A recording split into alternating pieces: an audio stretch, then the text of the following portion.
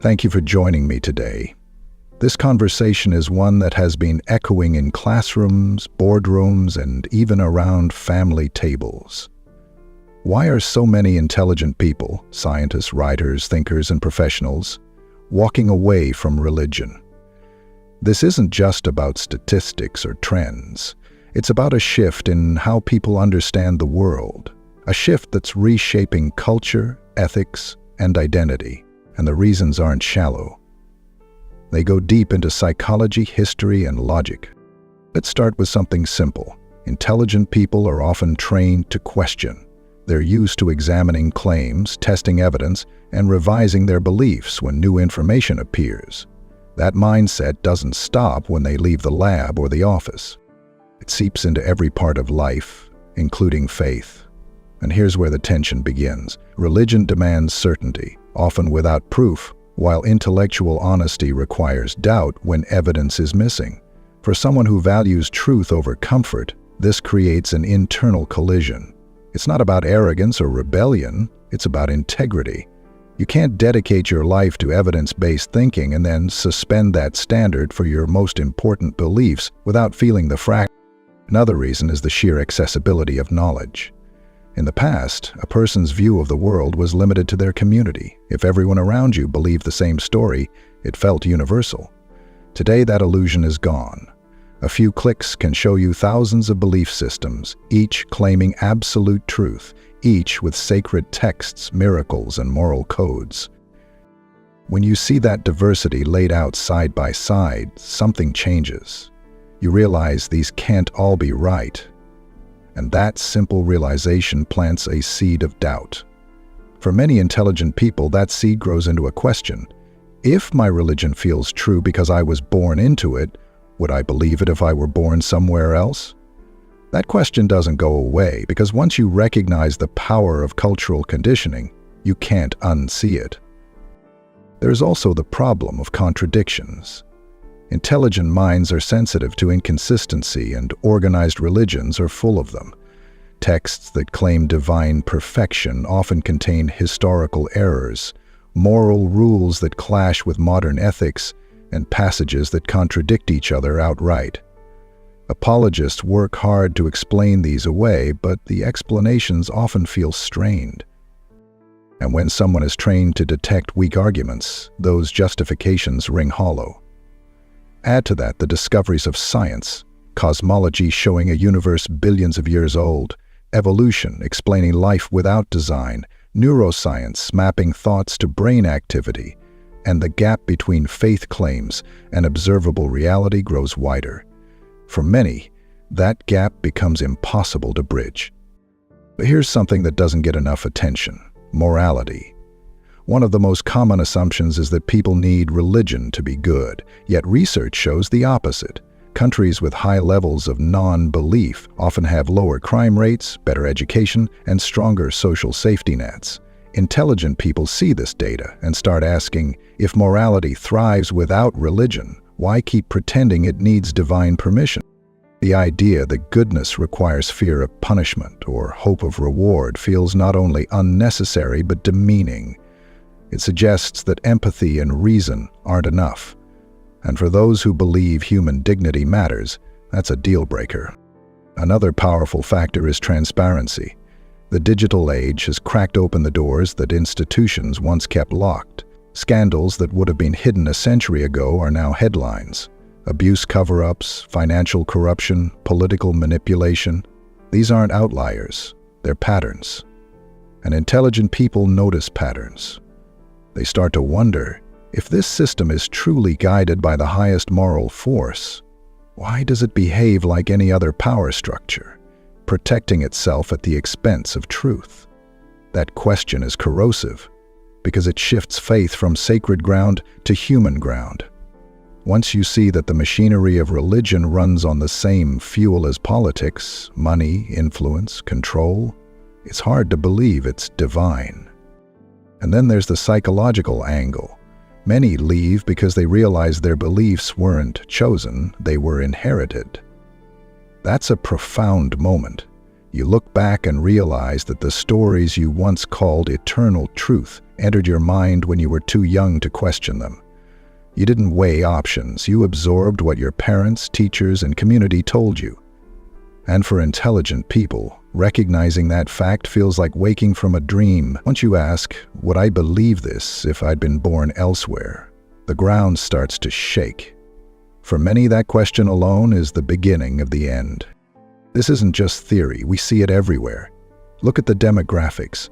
In highly educated nations, religiosity is in free fall. Surveys in Europe, North America, and parts of Asia show record numbers identifying as nones, people with no religious affiliation. And it's not because life is easy or people are arrogant. It's because the old answers don't fit the questions anymore. People want frameworks that respect evidence, that allow growth, that don't demand mental gymnastics to reconcile ancient texts with modern knowledge. But here's something rarely said. Leaving religion isn't just an intellectual shift. It's an emotional earthquake.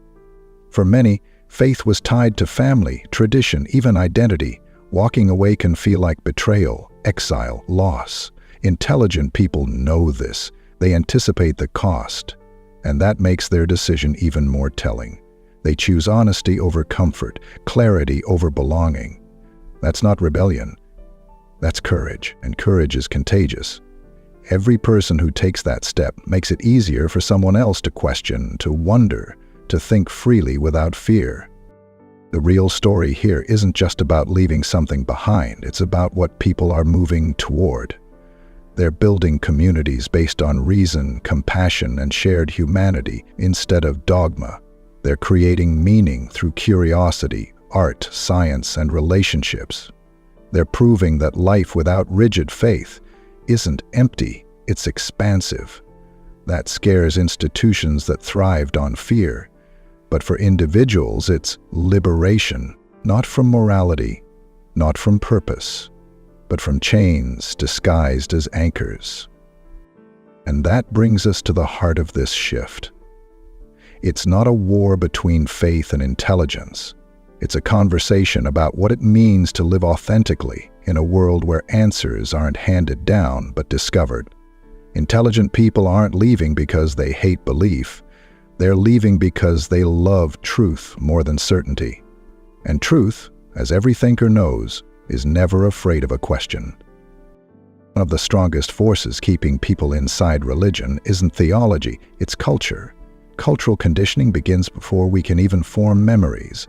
It's the songs sung to children at bedtime, the prayers whispered before meals, the holidays that structure the year. These experiences feel like family, warmth, belonging. That's why questioning religion can feel like questioning love itself. For intelligent people, this creates a unique struggle. They notice inconsistencies, they see the gaps in logic, but those doubts collide with powerful emotional associations. It's not just, what if this belief is wrong? It's, if this belief is wrong, what happens to my identity, my relationships, my sense of home? This is cognitive dissonance at its most intense. Cognitive dissonance is the psychological discomfort we feel when holding two opposing ideas. In this case, I want to believe what's true versus I belong to a system that defines truth for me. Intelligent people often experience this dissonance more sharply because they're skilled at detecting contradictions. And here's the irony: the smarter you are, the better you become at rationalizing. Studies show that highly intelligent believers often create elaborate justifications to preserve faith. They can explain away contradictions, reinterpret troubling passages, and build philosophical scaffolding to hold the structure together. But this is exhausting.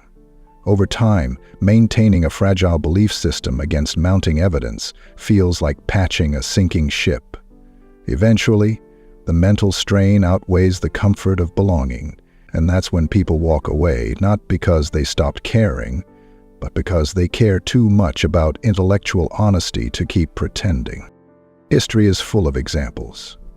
Think of philosophers like Bertrand Russell, who wrote Why I Am Not a Christian, not as an act of rebellion, but as a response to evidence and logic. Or Charles Darwin, raised in a religious culture who struggled privately with the implications of his own discoveries. Darwin wasn't eager to abandon faith. He delayed publishing for decades because he understood the cultural shock it would cause. His story reveals something crucial. Leaving religion often isn't about anger or pride. It's about integrity colliding with reality. When the data points one way and tradition points another, truth wins for those who value it above comfort. In the modern era, the same pattern repeats. Look at scientists like Carl Sagan, Neil deGrasse Tyson, or Nobel laureates who quietly drifted from faith as their careers advanced. Not because they wanted to reject meaning, but because their work demanded intellectual consistency. When you spend your life applying rigorous standards of evidence, it becomes harder to make exceptions for supernatural claims. That's not arrogance, that's alignment. They want one standard for truth, not two. The internet accelerates this shift. Before, intelligent people wrestling with doubt might feel utterly alone. In some societies, questioning faith could mean losing everything: family, community, even safety. Today, online spaces connect doubters instantly. They share experiences, compare notes, and discover they're not broken or immoral. They're thinking. This realization is liberating. It dismantles one of religion's strongest tools, fear of isolation. When that fear fades, the psychological cage unlocks, and what follows is a wave of departures that no amount of preaching can stop. But what about meaning? This is the question many fear. If religion goes, what replaces it?